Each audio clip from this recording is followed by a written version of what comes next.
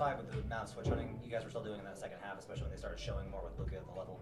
Say that again? Were you satisfied with the amount of switch hunting you guys were doing, trying to get Luka involved in action? I'll be honest, I thought it was really effective, and then I thought it took us out of what we do. I think next time, if I could, right now I haven't watched the tape, but going back, I think we need to mix it up a little bit more. We attacked him.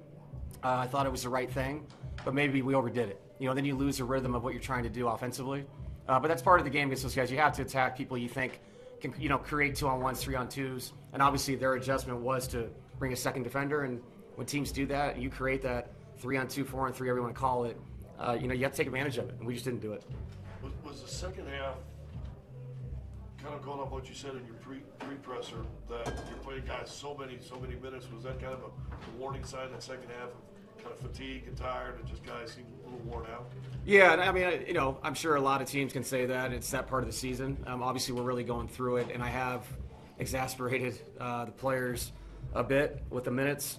And I really mean it. I thought the second half we came out and we had 3 straight really good looks, missed all 3. They score 2 out of 3 possessions. All of a sudden the lead is under 10. It just felt like it happened way too fast, and I thought the shot creation and quality wasn't bad. Excuses are excuses, whatever. They beat us. Like, they came in and won the game. So incredible first half, very entertaining. The guys played extremely hard, and I just thought the legs got to us offensively in the second half. And they have very talented offensive players, obviously, that can make plays, and LeBron and Luka. So, good job to them. We'll see them again. Last one. Has there been any discussions about bringing anybody in on a 10-day just to fill in the gap with guys still out? Yeah, and we talked about the back-to-back, possibly with our two-way, with Curtis coming back to add a body.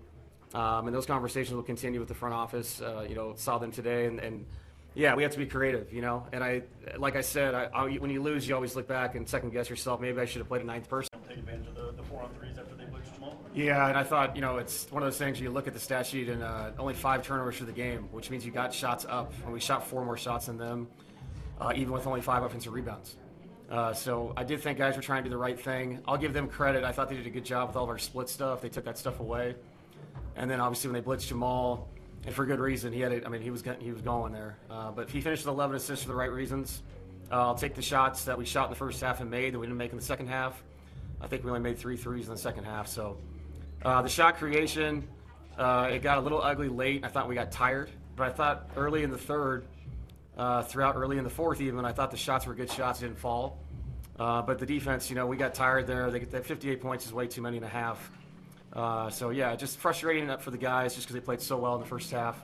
Just couldn't continue it in the second half. All things considered, not having the centers, what did you think of the rebounding effort tonight? Extremely impressive the first half, and I thought the second half we wore down a little bit. And also with the size, they just kill us in transition. It's not the points that bothers me, the 25. It's how they got them. And a lot of them were just guys sealing at the rim. So we have to have a better awareness when you get back. If a small is on a bigger guy, and they have a lot of bigger guys, especially the way we are right now, a secondary defender has to be there to help your teammates. So, yeah, to only have 5 turnovers, give 25 transition points says a lot. They were crossing half court, finding things easy at the rim the whole second half.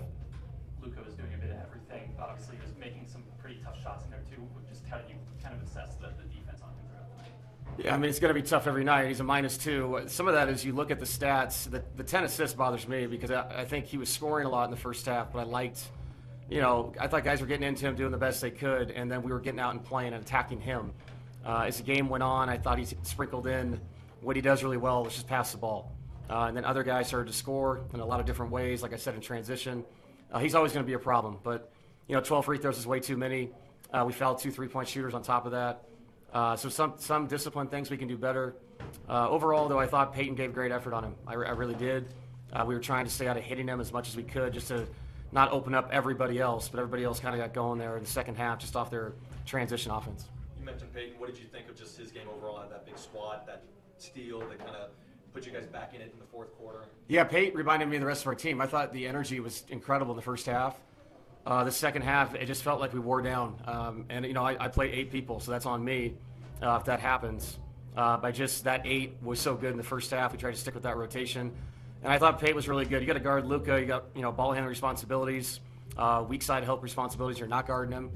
So his effort was great again. 38 minutes. He's been playing the incredible, heavy minutes right now. So that's going to continue in the short term. But, yeah, Pate's been given everything he has, and that's all I can ask from him. You guys have another back-to-back coming up. Where do you find the energy going forward? I think from each other. I said it in the timeout, and sometimes it's, it's sports talk, but you have to just keep talking to each other. You're going to have nights where guys, they just don't have their legs, and you just have to find a different way to win the game.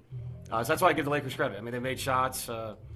They seemed to control the pace of the game in the second half, and it felt like we just couldn't find enough to get ourselves back into it once they took the lead. But to be up 2 at the end of 3 after a struggle in the third quarter, I was hoping to see if we can make a run there, push it back out to 8 or 10, and unfortunately they made the run. What's your message to the team when you said you liked the shots they were getting, they just weren't falling? It seems like there's a lid on the bucket. What do you tell them? Keep shooting. Yeah, we shot 40% from 3. Unfortunately, it didn't. We shot the hell out of it in the first half, not the second half. I thought the thing that killed us was in the paint, though. When they did blitz Jamal, we found paint shots, we missed them.